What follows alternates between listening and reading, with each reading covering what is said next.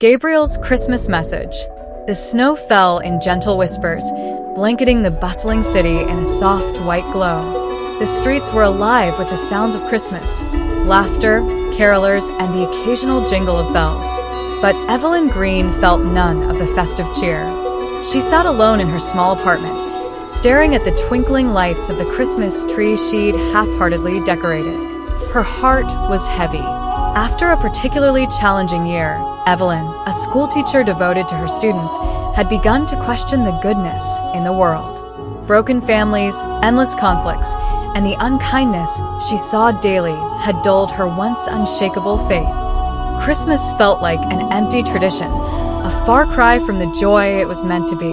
As she gazed out the frosted window, she heard a faint sound. It wasn't the hum of the city or the distant carolers. It was a melody, otherworldly, serene, and powerful. She turned, and there he stood.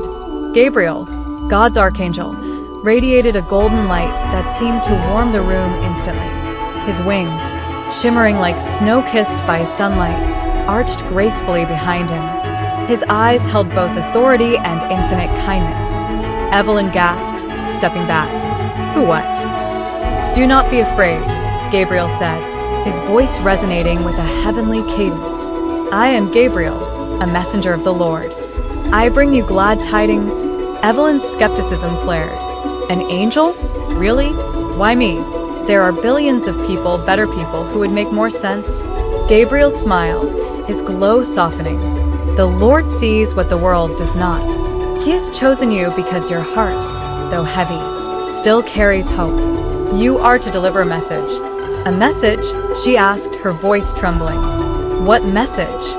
Gabriel stepped closer, and the warmth of his presence calmed her racing heart. "The world has forgotten the essence of this season, the gift of love, kindness, and unity. You must remind them, but first, you must find it within yourself again." Evelyn sank into a chair, overwhelmed. "How am I supposed to do that? I'm no one special. I'm just a teacher." Gabriel's expression turned solemn. "Do not underestimate the power of one soul guided by faith. Tomorrow, you will meet 3 individuals who are searching for hope, though they do not realize it. Show them the light within you. Help them see the love that binds us all. In doing so, you will help rekindle the spirit of Christmas in the hearts of many." Before Evelyn could respond, Gabriel touched her shoulder, and a flood of warmth and peace enveloped her. The angel's form began to fade, leaving her with a profound sense of purpose. "Remember," Gabriel's voice echoed, "you are never alone. The Lord is with you." The next day, Evelyn woke with the melody from the night before still lingering in her ears. She felt a strange sense of clarity as she stepped into the cold morning air. Armed with Gabriel's words, she ventured out, not knowing what to expect. Her first encounter was with Mrs. Harrison, a grumpy elderly neighbor who rarely left her apartment. Evelyn noticed the woman struggling with a bag of groceries and offered to help.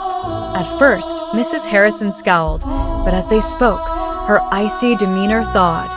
She shared memories of her late husband and her loneliness since his passing. Evelyn listened, and for the first time in years, Mrs. Harrison smiled. Later, at the school, Evelyn met Liam, a troubled student with a reputation for acting out. She found him sitting alone in the library. Instead of scolding him for skipping class, she sat beside him and asked about his drawings.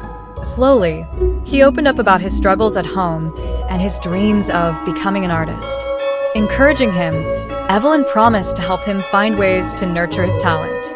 Her final encounter was at a coffee shop, where she overheard a man arguing with his wife over the phone. When he hung up, visibly distraught, Evelyn approached him.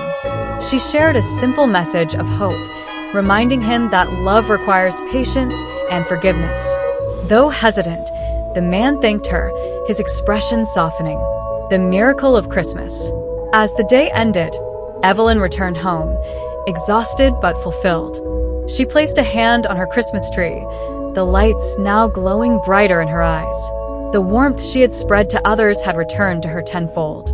That evening, as she sat by the fire, Gabriel appeared once more. "You have done well," he said. "By reminding others of love and kindness, you have reminded yourself. This is the essence of Christmas, the gift of God's love shared among his children. Tears welled in Evelyn's eyes. But what now? There's so much more to do. Gabriel's smile was radiant. And you'll do it, not alone, but with the spark you've reignited in others. This is only the beginning. As Gabriel faded into the golden light, Evelyn felt a renewed sense of faith. She wasn't just a teacher. She was a messenger of hope, carrying the light of Christmas into a weary world. And that night, as the city slumbered beneath its snowy blanket, the melody of heaven's love filled the air once more.